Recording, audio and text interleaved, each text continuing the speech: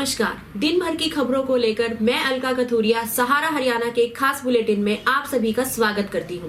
तो चलिए खबरों को विस्तार से जानने से पहले एक नजर डाल लेते हैं हेडलाइंस पर। न्यूज हेडलाइंस के प्रायोजक हैं क्रॉस एंड क्लाइंब एकेडमी, जो पिछले 4 वर्षों से देश के प्रसिद्ध विश्वविद्यालयों में 12वीं के बाद प्रवेश दिलाने के लिए जिले की एकमात्र एकेडमी है। आर्ट्स और ह्यूमैनिटीज के छात्र छात्राओं के लिए भी ये एकेडमी एक वरदान साबित हुई है।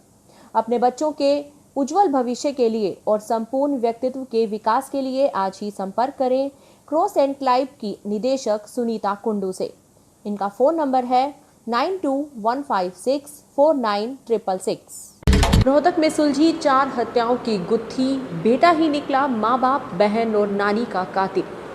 झज्जर चुंगी स्थित विजयनगर की बागवाली गली में 27 अगस्त की दोपहर को घर में घुसकर मारी थी गोलियां। 5 सितंबर को मुजफ्फरनगर में होने वाली किसान महापंचायत को लेकर तैयारियां तेज। मुजफ्फरनगर में अब तक की सबसे बड़ी किसान महापंचायत होगी, कहा अनिल नांदल उर्फ बल्लू प्रधान ने। पुलिस क्राइम कंट्रोल करने के नाम पर काट रही है सिर्फ चालान। शहर में नहीं रुक रही लूटपाट और चेन स्नैचिंग की घटनाएं, कहा कांग्रेसी नेता हेमंत बख्शी ने। एएमवीए ने मर्सी चांस की फीस को कम करने को लेकर कुलपति प्रोफेसर राजवीर सिंह के नाम डीन एकेडमिक अफेयर प्रोफेसर नवरत्न शर्मा को सौंपा ज्ञापन। लाखन माजरा के इंदरगढ़ गांव के प्राचीन शिव मंदिर में पहुंचे कोविड में हजारों को मदद पहुंचाने वाले समाजसेवी। प्रधानमंत्री गरीब कल्याण योजना के अंतर्गत राशन खराब होने की शिकायत को लेकर अधिकारी से मिलने लोग पहुंचे लघु सचिवालय। सर्वखाप का मुजफ्फरनगर की किसान रैली में भारी संख्या में पहुंचने का आह्वान। बस्ताड़ा टोल प्लाजा लाठीचार्ज में शहीद किसान सुशील के परिवार को किसान संगठनों ने दी आर्थिक सहायता। केंद्र सरकार द्वारा सार्वजनिक क्षेत्र को बेचने की घोषणा करना पूरी तरह निजीकरण है, जिसे कभी बर्दाश्त नहीं करेंगे, कहा सुभाष लांबा ने। रोहतक से बड़ी खबर सामने आई है। पिछले दिनों रोहतक में हुई 4 हत्याओं की गुत्थी आज सुलझ गई। जिस माँ बाप ने बेटे को बड़े ही लाड़ प्यार से पाल पोस कर बड़ा किया था, वही बेटा माँ बाप, बहन और नानी का कातिल निकला। आज बुधवार को पुलिस अधीक्षक राहुल शर्मा ने पत्रकार वार्ता का आयोजन किया और इस हत्याकांड का पटाक्षेप किया। पुलिस कप्तान ने बताया कि पुलिस ने 27 अगस्त को हुए हत्याकांड की गुत्थी को सुलझाते हुए 20 वर्षीय आरोपी अभिषेक को पुलिस गिरफ्त में ले लिया है। उन्होंने बताया कि पुलिस ने 4 दिनों तक संदिग्धों से पूछताछ की और उसके बाद मुख्य आरोपी को सोमवार को पूछताछ के लिए उठाया गया और तब ये सच सामने आया। उन्होंने ये भी बताया कि पुलिस ने हर एंगल से इसकी जांच की है और आरोपी को अदालत में पेश करके रिमांड पर लिया जाएगा, जिसके बाद इस केस से जुड़े अन्य तारों को भी जोड़कर देखा जाएगा। तो जैसे कि आप सबको ज्ञात है कि 27 तारीख को एक रोहतक ज़िले में शिवाजी कॉलोनी थाना के अंतर्गत एक जघन्य अपराध हुआ था, जिसमें 4 लोगों की मृत्यु हुई थी गोली मार के। उस अपराध हमारे लिए काफ़ी सेंसिटिव क्राइम था और हमारी उसी दिन से scene of crime teams, crime unit की टीम्स लगातार और थाना की टीम लगातार काम कर रही थी। उसमें शुरू से ही हम अलग अलग एंगल्स पे काम कर रहे थे। तो कल हमने शाम को जो मृतक थे उनके बेटे अभिमन्यु की कल अरेस्ट डाली है, अभिषेक की कल अरेस्ट डाली है। इस केस में आज अभिषेक का हम पुलिस रिमांड सीख करेंगे और वेपन जो प्रयोग किया गया है उसकी रिकवरी करेंगे, सीन ऑफ क्राइम को रिकंस्ट्रक्ट करेंगे और जो ये मर्डर की इंटेंशन थी उसको जानने की कोशिश करेंगे कि किस वजह से इस अपराध को अंजाम दिया गया है।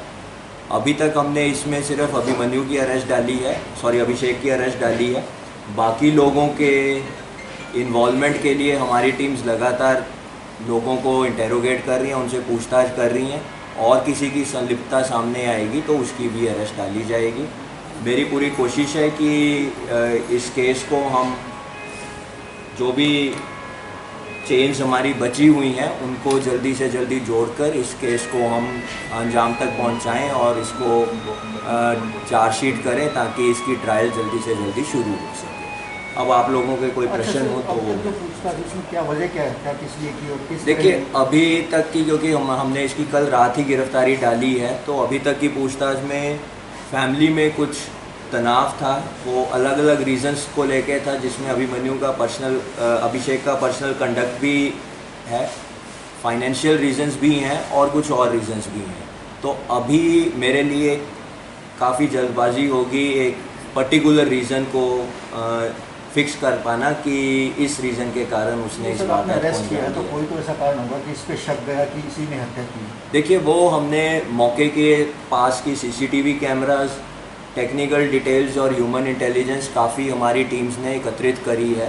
तो सबसे ज़्यादा जो डिस्क्रिपेंसी और बार बार स्टेटमेंट चेंज करना और जो उसका पर्सनल कंडक्ट था वो हमारे सामने आया, जिसकी वजह से हमने कल रात को उसकी अरेस्ट डाली। और भी कोई हो सकता है इसमें? देखिए अभी एज ऑफ नाउ मैं और लोगों की इन्वॉल्वमेंट को रूल आउट नहीं कर सकता।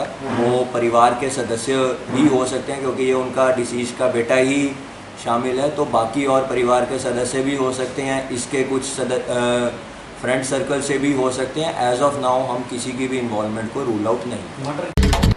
आगामी 5 सितंबर को मुजफ्फरनगर में होने वाली किसान महापंचायत अब तक की सबसे बड़ी किसान महापंचायत होगी। ये बात भारतीय किसान यूनियन अम्बावता के हरियाणा प्रदेश अध्यक्ष अनिल नांदल उर्फ बल्लू प्रधान ने आज महापंचायत के लिए न्योता देते हुए गांव बोहर में कही। उन्होंने कहा कि कई एकड़ में पंडाल बनाने का काम जोरों पर चल रहा है। इस महापंचायत को लेकर किसान व मजदूरों में भारी जोश देखने को मिल रहा है। साथ ही उन्होंने ये भी कहा कि अब तक किसान महापंचायत को सफल बनाने के लिए मैं दर्जनों गांव का दौरा कर चुका हूं और जहां भी गया हूं वहां किसान और मजदूर इस महापंचायत को लेकर काफ़ी उत्साहित दिखाई दिए हैं। उन्होंने दावा किया है कि इस महापंचायत में लाखों किसान और मजदूर भाइयों के शिरकत करने का अनुमान है। हम अपने पूरे हरियाणा में गांव-गांव जाकर दौरा कर रहे हैं। जी सर। यानी कि जिस दिन से हमारी महापंचायत संयुक्त किसान मोर्चे में रखी गई थी उस दिन से लेकर आज तक हम दिन और रात एक कर अपने किसान मजदूर छत्तीस बिरादरी को ये हाथ जोड़ कर निवेदन करते हैं। मुजफ्फरनगर पंचायत में बहुत जरूरी चल रहा है, वहां हमने ये मानो कम से कम भी 100 एकड़ के अंदर हमने पंडाल बना रखा है। हम इतनी भारी पंचायत करेंगे वहां से सरकार की चूड़ ला के रख देंगे। तकरीबन मैं गाँव से बाहर ही रहूंगा जी। आज मैंने अपने गवाह डगा और मैंने खुद अपने गांव का दौरा किया है।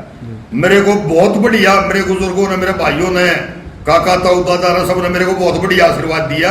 अगर बेटा लग गया रहे, एक दिन आपने कामयाबी जरूर मिलेगी। जो किसान मजदूर की आवाज उठाता ना उसका रखवाला भगवान होता है। वरिष्ठ कांग्रेसी नेता एवं व्यापारी हेमंत बख्शी ने कहा है कि पुलिस क्राइम पर कंट्रोल करने के नाम पर सिर्फ चालान काटने में मशगूल है, जबकि पिछले दिनों आंकड़ों पर गौर किया जाए तो शहर में लूटपाट, मर्डर और चेन स्नैचिंग की घटनाएं रुकने का नाम नहीं ले रही। नौबत तो यहां तक आ गई है कि घर के अंदर घुसकर भी लूटपाट की वारदात को बदमाश अंजाम देने से नहीं चूक रहे। हेमंत बख्शी ने कहा, नहीं, चालान की बात देखिए, आप यहाँ सुबह सुबह आके जो अपना ट्रैफिक वाले हैं वो खड़े हो जाते हैं और आते जाते जितने भी व्यापारी हैं उनके अंदर जो कस्टमर हैं उनको महिलाएं अभी ये आए हैं, ये बता रहे थे 4 दिन पहले इनकी वीडियो को वहाँ पे रोक लिया। पुलिस से कंट्रोल करने के नाम पे सिर्फ एक चालान के अलावा दूसरी कोई चीज़ नहीं है। अब शहर के अंदर इस समय क्राइम देखिए, ना तो पुलिस मर्डर को रोक पा रही है, ना स्नैचिंग को रोक पा रही है। अब लोगों को घरों के अंदर बंद करके लूटपाट शुरू हो चुकी है, उसको भी नहीं रोक पा रही।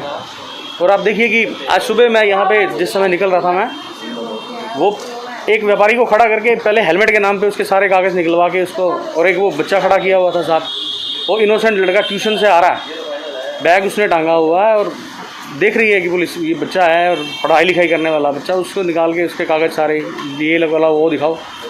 तो मैंने एसपी साहब से रिक्वेस्ट भी की है 2-4 बारी कि यहाँ पे आप आने जाने वाले ऐसे व्यक्तियों को रोकिए जो ट्रिपल राइडिंग कर रहे हों, जो नंबर प्लेट्स ना हो, बाइक राइडिंग गलत कर रहे हों, आपको लगे सस्पेक्ट्स हैं। ऐसा नहीं है, 50-60 साल के आदमी को यहाँ पे रोक के उसकी सारी इंक्वायरी करनी शुरू कर देंगे। दिल्ली का इनका यहाँ पे यही काम है। और हम लोग जहाँ आपने क्राइम आप रोक सकते हैं वहाँ जाके कीजिए ना। डॉक्टर अंबेडकर मिशनरीज विद्यार्थी एसोसिएशन के छात्र नेता विक्रम सिंह दुमोलिया के नेतृत्व में कुलपति कार्यालय पर प्रदर्शन करके महर्षि दयानंद विश्वविद्यालय रोहतक में छात्रों के मर्सी चांस की फीस को कम करवाने के लिए कुलपति प्रोफेसर राजबीर सिंह लोहान के नाम professor Navratna Sharma dean of academy affairs को ज्ञापन सौंपा और साथ ही उन्होंने विश्वविद्यालय के छात्र छात्राओं की समस्याओं से अवगत कराते हुए कहा कि मर्सी चांस भी एक परीक्षा है जिसके मापदंड का खर्चा सभी साधारण परीक्षा के अनुसार ही होता है, तो इसकी इतनी महंगी फीस किस लिए तय की गई है। ये सीधे तौर पर छात्रों का आर्थिक और मानसिक शोषण है। उन्होंने कहा, आज इस विश्वविद्यालय में जो छात्रों की सबसे बड़ी समस्या थी, मर्सी चांस दिया गया, उसके लिए हमने विश्वविद्यालय का धन्यवाद किया। लेकिन उसके एवज में जो फीस के जो बड़े बड़े मापदंड रख दिए गए, 18,000 रुपये तक की फ़ीस तय की गई है 10,000 से लेकर, उसको लेकर हमने dean of academic Maharshi Dayanand विश्वविद्यालय के माध्यम से कुलपति को ज्ञापन सौंपा है। और उसमें हमने सीधे तौर पर मांग की है कि जो ये इतनी भारी भरकम फीस जो तय की गई है इसको कम किया जाए, जिससे गरीब दलित किसान का बच्चा आसानी से, देहात का बच्चा इस फीस को अफोर्ड कर सके, इसको भर के अपने उज्जवल भविष्य का निर्माण कर सके। और इसके साथ साथ हमने प्रशासन को चेताया है कि वे 5 तारीख को कुलाधिपति महोदय जी, जो शिक्षण संस्थानों की सबसे बड़ी कुर्सी है, वो हमारे कैंपस में आ रहे हैं। उम्मीद करते हैं कुलपति महोदय जी इस पर संज्ञान लेकर इस पर शीघ्र कार्रवाई करेंगे। अन्यथा हमने कुलाधिपति महोदय जी से भी हमने इस मामले में आग्रह निवेदन करना है कि क्योंकि आखिरी सीट वो है, वो हमें मर्सी देंगे, आसार उम्मीद करते हैं। और सभी बच्चों को हमने बड़े सतर पे मैसेज दिया 5 तारीख का कि भाई इस आंदोलन में शरीक हो। लाखन माजरा के इंदरगढ़ गांव में 1972 में बने प्राचीन शिव मंदिर में 9 देवियों की मूर्ति स्थापित और मंदिर के जीर्णोद्धार के लिए एक भव्य कार्यक्रम का आयोजन किया गया। कार्यक्रम के मुख्य अतिथि वैश्य एजुकेशन सोसाइटी एवं जैन सभा के पूर्व प्रधान नवीन जैन रहे और विशिष्ट अतिथि इंदरगढ़ वाले सुरेंद्र जैन का लोगों ने स्वागत किया। समाज सेवी नवीन जैन ने कहा कि प्रत्येक व्यक्ति को अपनी दिनचर्या के कार्यों से समय निकालकर धार्मिक एवं सामाजिक कार्यों के लिए सेवा करनी चाहिए। उन्होंने कहा कि ज़रूरी नहीं है कि पैसे से ही सेवा की जाए, बल्कि अपने सच्चे मन और तन से भी सेवा की जा सकती है। सच्ची सेवा ही नारायण सेवा है। हरिओम कौशिक ने बताया कि कोविड की दोनों लहरों में नवीन जैन ने अलग अलग माध्यमों से कई लोगों को मदद पहुंचाई है। पूर्व पार्षद एवं कांग्रेसी नेता भटनागर के नेतृत्व में प्रधानमंत्री गरीब कल्याण योजना के अंतर्गत राशन खराब होने की शिकायत के लिए लोग आज संबंधित अधिकारियों से मिलने के लिए लघु सचिवालय पहुंचे। बाद में मीडिया से रूबरू होते हुए नवरातमल भटनागर और हाउसिंग बोर्ड निवासी जसवीर ने कहा कि 19 तारीख को कन्हेली रोड पर 20 किलो आटा लिया गया था, लेकिन वो खराब हो गया। उन्होंने कहा कि खाद्य आपूर्ति विभाग में जाकर खुद उन्होंने शिकायत की है। अधिकारियों ने कहा कि इस डिपो पर जल्द से जल्द कोई कार्रवाई होगी। इसी संदर्भ में वो आज एक बार फिर अधिकारियों से मिलने पहुंचे हैं। उन्होंने कहा, अगर पूर्व पार्षद और कांग्रेस पार्टी से आज हम लघु सचिवालय इसलिए आए हैं कि 20 तारीख को एक कंप्लेंट जिला खाद्य आपूर्ति अधिकारी को दी गई थी, जिसमें कि आटे के अंदर जो कीड़े सुरसली वगैरह चल रहे हैं उसके बारे में। उसके बाद अधिकारियों ने हमारे भाई जसबीर के ऊपर काफ़ी दबाव डालने की कोशिश की, लेकिन हमारा जसबीर भाई उसके लिए बिल्कुल भी नहीं टूटा, क्योंकि वो बार बार कह रहे हैं कि जी हम आटा बदल देते हैं। जो जिला खाद्य आपूर्ति अधिकारी का बयान था वो बहुत ही निंदनीय है, जिसमें कि उन्होंने जो गलत बोला था उसके लिए। और आज हम ये पूछने आए हैं कि 10 दिन के अंदर उन्होंने क्या कार्रवाई की है उस डिपो वाले के खिलाफ, या वो आटा जो उन लोगों को दिया गया था उनके खिलाफ क्या कार्रवाई की जो सप्लाई के अंदर थे। क्या उस आटे की कोई क्वालिटी चेक नहीं की जाती? क्या कोई इंस्पेक्टर उसके लिए जिम्मेदार नहीं है? क्योंकि उस तरह से जो आटा दिया गया है, काफ़ी आदमियों के बाद जब लोगों ने अखबारों में पढ़ा और आप लोगों के चैनल के माध्यम से पता लगा, तो काफ़ी लोग आए कि भाई साहब हमारे आटे में भी दिक्कत थी, हमारे में भी दिक्कत थी। भोर गाँव के अंदर, विजयनगर के अंदर, शीतल नगर, सुनारे चौक, इस एरिए, इन क्षेत्रों से काफ़ी शिकायतें आई, लेकिन बोले कि अब आटा तो हमारे पास नहीं है, लेकिन अब दोबारा जब आएगा हम आपसे संपर्क करेंगे। उन्होंने जसबीर भाई का और हमारा सभी लोगों का जो इस जुड़े हुए हैं इस जन जागरण अभियान के लिए तो उनका क्या नंबर लिए। आज क्या मांग कर रहे हो आज आप? आज हम ये मांग करेंगे कि उन आटे की क्वालिटी को जिन अधिकारियों ने चेक किया, जिस कंपनी से आया, जो फ्लोर मिल है, उसको तुरंत प्रभाव से बंद किया जाए और उन अधिकारियों को सस्पेंड किया जाए। समाज व प्रदेश के वर्तमान में तनावपूर्ण माहौल को मद्देनजर रखते हुए रोहतक खाप 84 के प्रधान चौधरी हरदीप अहलावत ने इस पर विचार विमर्श का आह्वान करते हुए खापों के प्रधानों और प्रतिनिधियों की एक बैठक अपने आवास पर बुलाई। बैठक में विचार विमर्श करने का मुख्य मुद्दा किसान आंदोलन और हरियाणा सरकार का भूमि अधिग्रहण नियम PPP 2021 है। दोनों ही विषय सीधे किसानों और ग्रामीणों के लिए चिंता का विषय बने हुए हैं। बैठक में किसानों पर हुए लाठीचार्ज की घटना की निंदा के साथ साथ मुजफ्फरनगर में 5 सितंबर को होने वाली रैली में भारी संख्या में पहुंचने का आह्वान भी किया गया। बस्ताड़ा टोल प्लाजा पर किसानों पर किए गए बर्बर लाठीचार्ज और शहीद सुशील काजल के शोक संतप्त परिवार के घर किसान सभा राष्ट्रीय व राज्य नेतृत्व ने पहुंचकर शोक प्रकट किया। व शहीद परिवार को किसान सभा की तरफ से 1 लाख रुपए की आर्थिक सहायता दी गई। किसान सभा राज्य उप प्रधान इंद्रजीत सिंह ने शहीद किसान की शहादत को शासन के इशारे पर प्रशासन द्वारा की गई हत्या बताया है। प्रशासन सुशील की मौत के वास्तविक कारण को छुपाकर हृदय गति बता रहा है, जबकि मृत्यु पुलिस द्वारा बर्बर तरीके से किए गए लाठीचार्ज व सिर पर चोट लगने से हुई है।